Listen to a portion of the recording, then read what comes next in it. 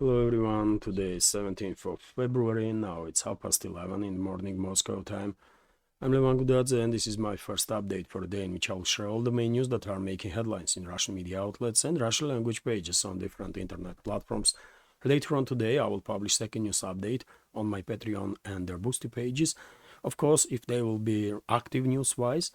And if you are looking for more news from Russia, more commentary, maybe better understanding of Russian or pro-Russian takes on some major developments in this world in connection to Russia or not, or dear friends, if you just like my work and want to support this small media project of mine, I hope you will consider to join our communities on Patreon or Boosty. That will be great supporter, of course, and I will add that monthly subscription on my Patreon starts from 5 USD. Links are on this video in description box and in the pinned comment, and you can choose your level of support there. By the way, it might be $5 a month, 10, 20, I don't know, it's all up to you. But this project, dear friends, survived until now only thanks to support of our community through donations and through subscriptions on my Patreon and Boosty. So truly grateful to everybody who supporting and supported. That's been said, let's go through some news now. And first of all, I'll give you a short summary of the situation on Ukrainian battlefield. After a relatively short operational pause in South Donetsk sector of the front line, once Russian troops liberated Velika and Novoselka settlement, now we are receiving reports about activization of Russian military operations in this area. And for example, on southern western side of Velika and Novoselka, there is another settlement, Novoselka, and Russian troops are approaching this settlement, and the DRG is already operating in vicinity of this village. And on the northern western side of Velika and Novoselka, there is a settlement, Novocheretovatore, and the Russian troops, according to reports, also are conducting now operations in vicinity of this village. And I guess it's only a matter of days, and we will again start receiving reports from South Donetsk sector of the front line about more and more liberated towns and villages. Also, Russian troops continue military operation in Andreevka artillery pocket. Clearing operation is underway in eastern part of Andreevka settlement. Same goes in Ulakli. And Russian troops basically are closing in to Constantinople Razliv settlement. And I guess before end of this month, entire this territory will become under full Russian control. Kiev regime's forces will either retreat or lay down arms and surrender. Also yesterday, some channels on Telegram based on Ukrainian propaganda start reporting that Kiev regime's forces conducted local-scale offensive operation in Pishchane settlement area on the southern western side of Pokrovsk.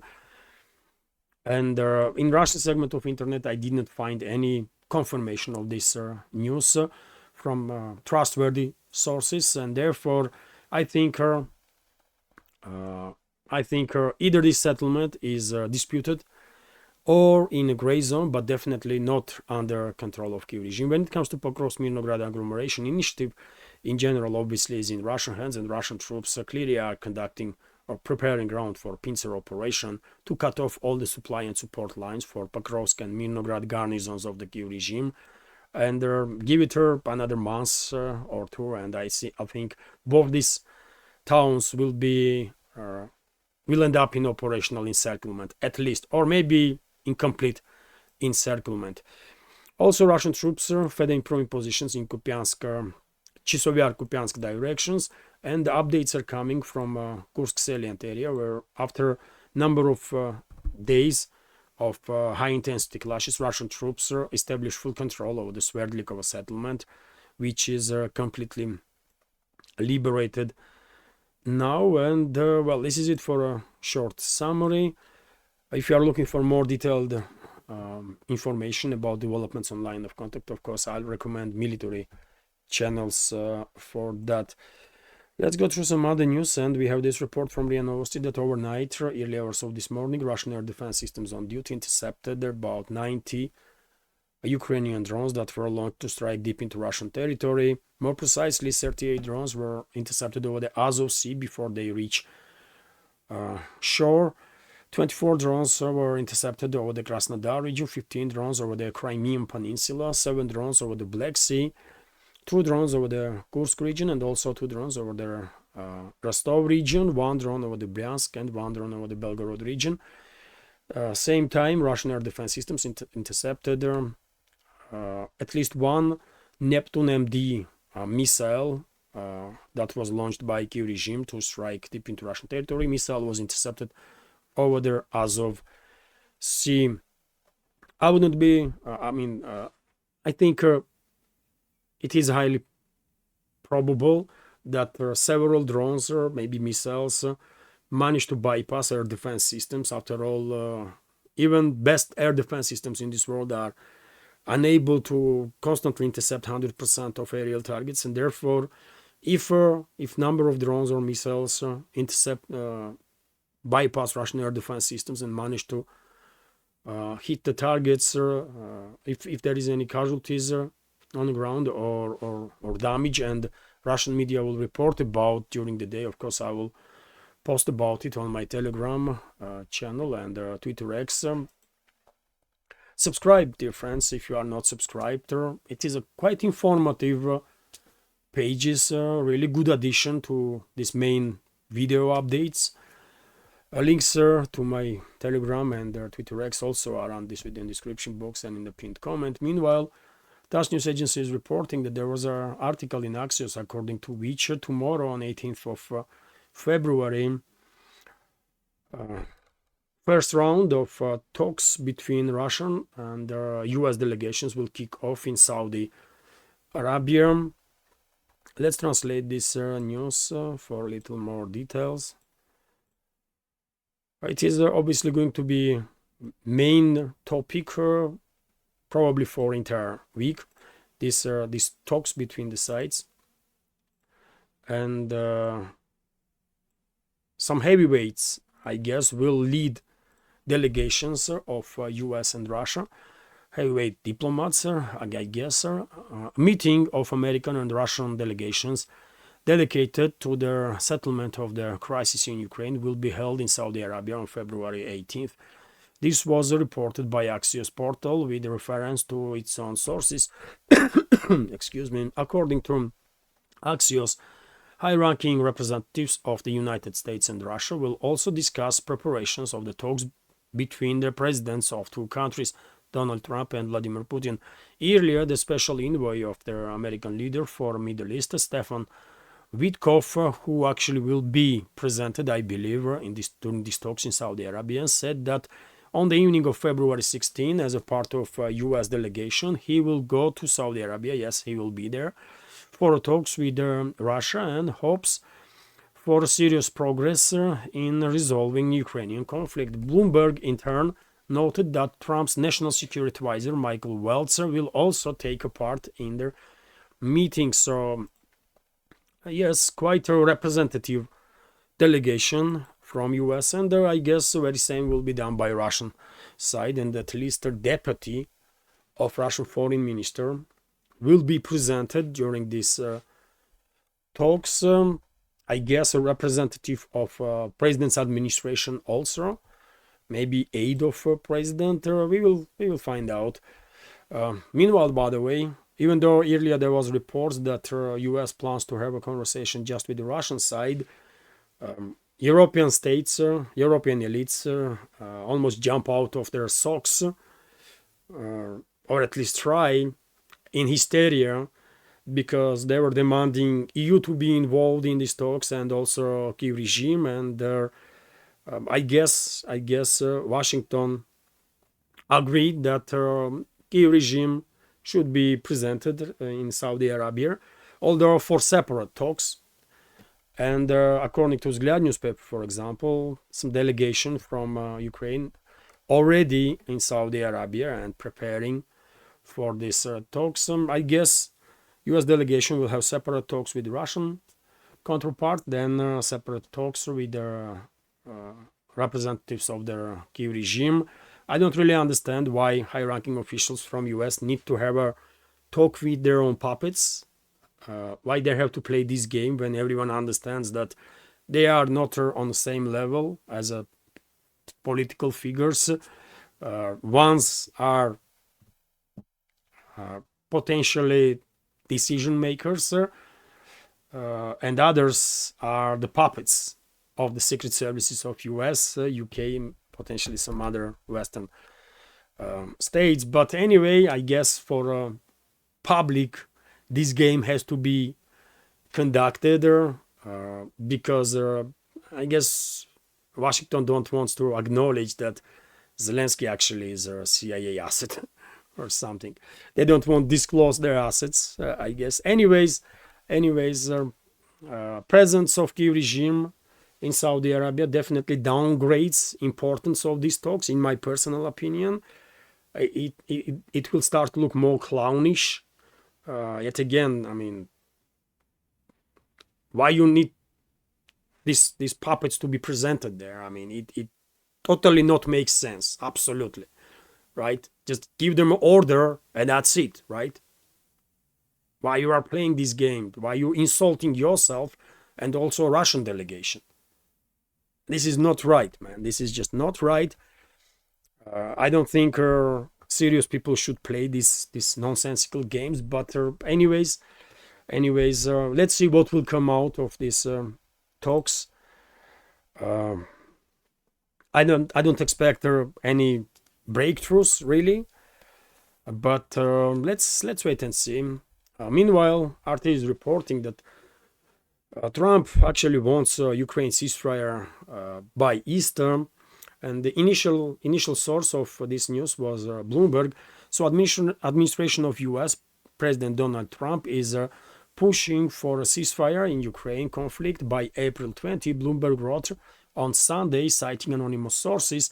A US peace plan could be forthcoming within weeks or even days. Kat Kellogg, Trump's special envoy on Russia and Ukraine, said on sidelines of the Munich Security Conference that took place in last few days in Germany. The Trump administration has told European officials that it wants to secure a ceasefire in Ukraine by Easter, Bloomberg reported, citing sources briefed on the matter. According to outlets, some European officials felt their pace of the negotiations was ambitious and possibly unrealistic. Talks are reportedly set to kick off with a meeting of Russian and US representatives in Saudi Arabia in the coming days. Europe will not be given a place in the negotiations. This was stated also by Kellogg during on sidelines of Munich Security Conference, and at least for now, there is no reports in media that some European delegation is also heading to Saudi Arabia. So I guess EU will not be presented, but Kyiv regime will be, which yet again, in my personal opinion, downgrades actually importance of this first dialogue between US and Russia in many years, right? But anyways, when it comes to this quite ambitious goal of Trump to achieve ceasefire by Easter, before end of April, let's say, well, I don't know what Trump means or his team means by ceasefire, but I know what Russian position is. Russian President Vladimir Putin was very clear on the matter of ending military hostilities. During his meeting last year with the foreign ministry, he said directly that if Western Kyiv regime are serious about ending this crisis, then all Kyiv regime has to do is to withdraw forces from Kherson, Zaporozhye regions, Lugansk People's Republic and the Donetsk People's Republic, now obviously from Kursk salient area also, and then ground will be, in that case, I guess, serious enough for meaningful talks to take place, right? And I don't think Western ruling class and their puppets in Kiev are ready to take such a step. First of all, to acknowledge that they lost this proxy war against Russia, and then to order troops of Kiev regime and their NATO mercenary units to withdraw from Russian regions. Kherson, Zaporozhye, LPR, DPR, and this borderline part of Kursk region, Kursk salient.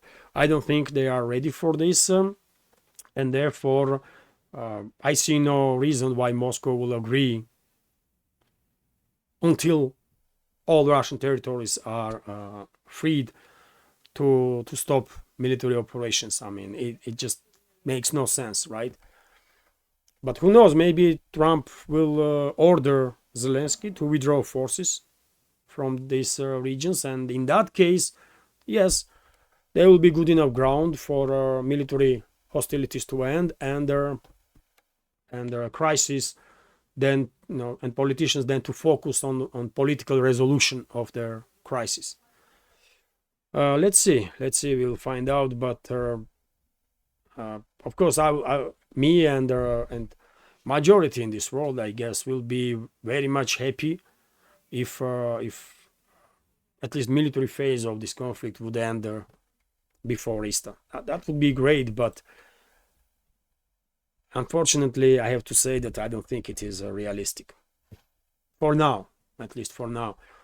Anyways, let's go through some more news. RT is reporting that her national security advisor of US president is stating that Ukraine must pay back America for all their assistance that it received. So Washington expects to reimburse by Kiev for investments it has made in the Ukraine conflict. US National Security Advisor Michael Waltz told the Fox News on Sunday.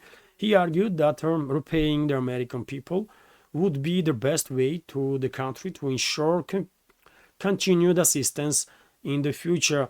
Waltz's remarks came after Ukrainian leader Volodymyr Zelensky reportedly politely denied to sign document granting the US rights to 50% of his country's future mineral reserves, allegedly seeking a better deal. And we all know that US President Donald Trump has recently demanded the equivalent of $500 billion worth of rare earth from Ukraine in exchange for their estimates to be more than 300 billion that Washington has provided to Kiev in various forms of aid aimed at its conflict with Moscow. So yes, Washington is standing on its position that Kiev regime should pay back hundreds and hundreds of billions of dollars with rare earth. And when it comes to this rare earth, by the way, NBC reported, and we should take with pinch of salt anything, obviously, that comes out of from Western media outlets, because they are just constantly lying, and it is very difficult to trust any article or any news from them. And therefore, maybe they were lying while reporting about this topic also, that Trump wants US troops to guard Ukraine's minerals.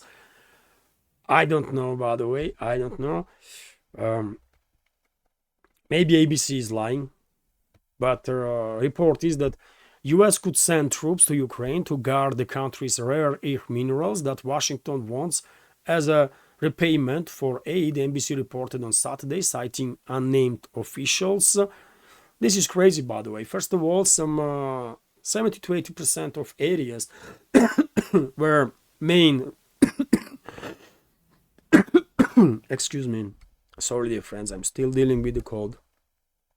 And so first of all, some 70-80% of areas where these rare earth materials are located are under Russian control. Those areas are liberated, right? It's Donbass, by the way. So I don't think Trump wants to send its troops now to get engaged in direct fight with Russia.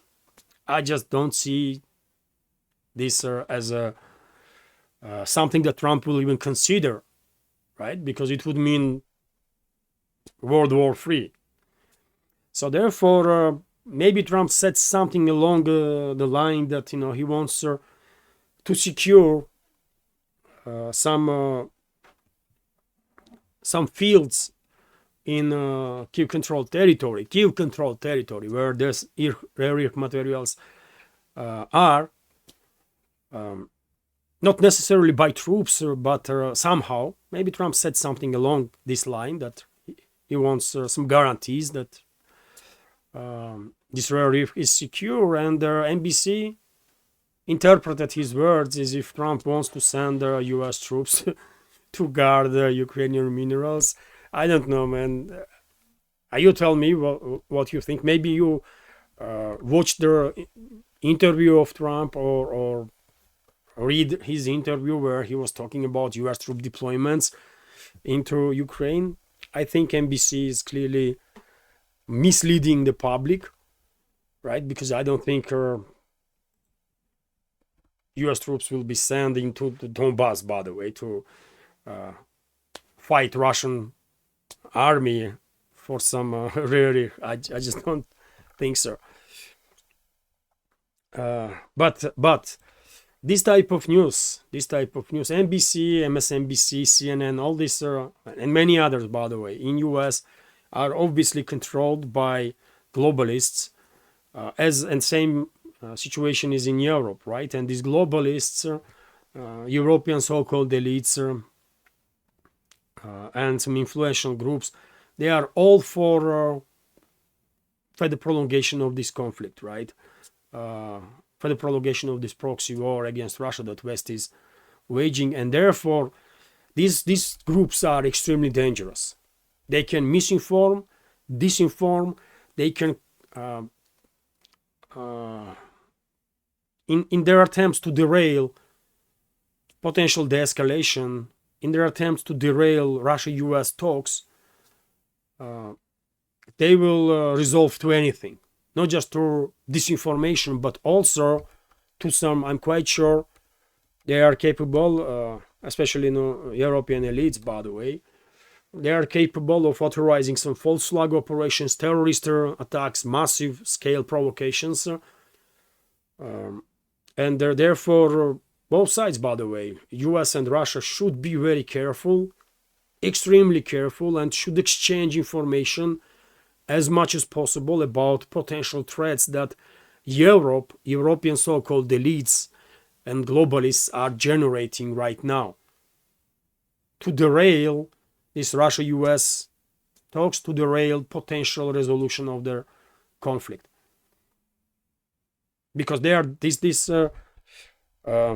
war hawks, by the way, these psychopaths that are in charge of Europe, majority of European states, and this group of Western ruling class that prioritizes Europe, they are desperate. They are hysterical, right? And out of desperation, they are capable of absolutely any level of atrocity and crime. So very dangerous times, by the way, are approaching.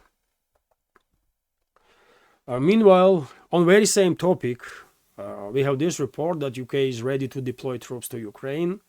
As I said, man, now Moscow and Washington should be extremely careful, because these psychos in charge of European states, European elites, by the way, they are capable of any level of provocation, any level of atrocity, from false flag and terrorist attacks to you name it, including risks that they might provoke direct conflict between Russia and NATO. But anyways, let's go through this news. Prime Minister of UK, Keir Starmer, has announced that the United Kingdom is ready to play a leading role in providing security guarantees to Kiev and deploy troops to Ukraine as a part of peacekeeping mission should ceasefire agreement with Russia be reached. In an article for The Telegraph on Sunday, Starmer described the Ukraine conflict as a once-in-a-generation moment and an existential issue for Europe, justifying the potential deployment of British military personnel. Well, dear friends, Russian side was very clear that there will be no NATO troops into Ukraine. Russia will consider any deployment of foreign troops into Ukraine as a hostile action against Russia, and those troops will be considered a legitimate target for Russian troops. They might Stammer might call British troops peacekeepers, angels, whatever, but they will be legit target if they will end up in Ukraine without Moscow's concern. And Moscow was very clear that it will never agree on deployment of NATO troops into Ukraine. So, by the way, these criminals, leadership of UK, leadership of Germany, leadership of France, where today some meeting has to take place of EU leaders and EU member state leaders, and also British leaders will be participating. And the main topic of discussion in Paris will be ways to derail these peace talks, right on Ukraine, to derail peaceful resolution of their conflict as much as they can. And once again, it is highly likely that they will authorize, these psychopaths will authorize some false flag operations, terrorist attacks to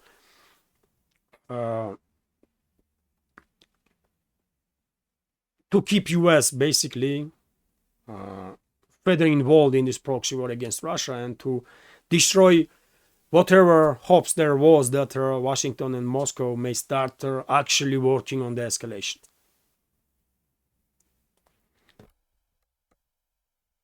People have to wake up in Europe, by the way. I mean, this is if this is not the wake-up call for European citizens, then citizens of European states, then I don't know what might be.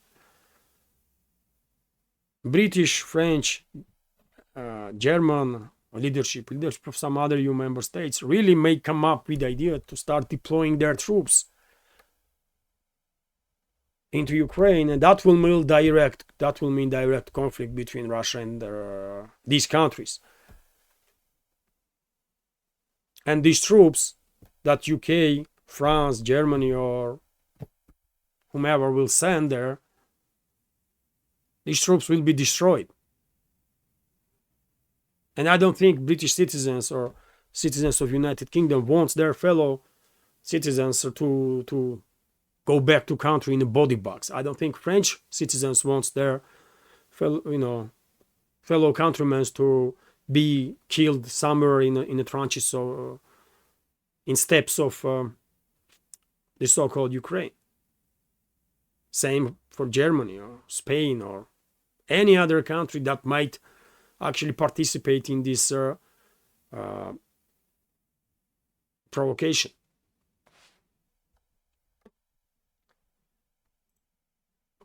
Anyways, meanwhile, some interesting news was shared with public by former Ukrainian president Poroshenko, who said that preparations actually are underway in Kyiv-controlled territory to conduct elections. So Ukraine will hold elections in late October 2025. Former President Petro Poroshenko has claimed the politician cited a number of sources linked to a government and said that the relevant agencies have already started preparations. Let's see, by the way, if his sources are correct and if Kyiv regime is really preparing elections. I don't think so, but under US pressure, it might happen. And I will end this update, dear friends, with this news that according to media reports, Sky News Arabia, for example, Hamas agreed to transfer power in the Gaza Strip to Palestinian National Administration that is in charge of the West Bank now. And this is a definitely bigger development, if true, because everyone understands that as long as Hamas is in a position of power in Gaza Strip, Israel will have a constant talking point to continue hostilities against Palestinians. So therefore, if Hamas made the decision to transfer power and to Palestinian National Administration, and maybe even to disarm itself and allow security forces of Palestinian National Administration take over, then well, that definitely may be big step towards the escalation. Although yet again, I don't think we have enough indicators to be too optimistic in regards to peace in this part of the world at this point. Let's see how will situation develop, but when it comes to Middle East, by the way, nothing is certain. It's always extremely complex stuff. And well, this is it. This is it for this relatively short update. Hopefully you will find it informative, interesting, and useful. And if so, please click that like button and leave some commentary about anything, dear friends. Wish me a good day. That will work also. And this is the only way we can at least try and influence this extremely aggressive algorithm, dear friends. So if you can, please click that like button, leave some commentary, share video, all information about my channel with your friends. And if you like my work, if you like my channel in my channels, and want to support you can do it with donation through PayPal platform or Boosty platform, which also allows donations, or you can subscribe to my page on Patreon or Boosty. All the links are on this video in the description box and in the pinned comment, including address to crypto wallets. So yes, this is it for now. Have a wonderful day and take care.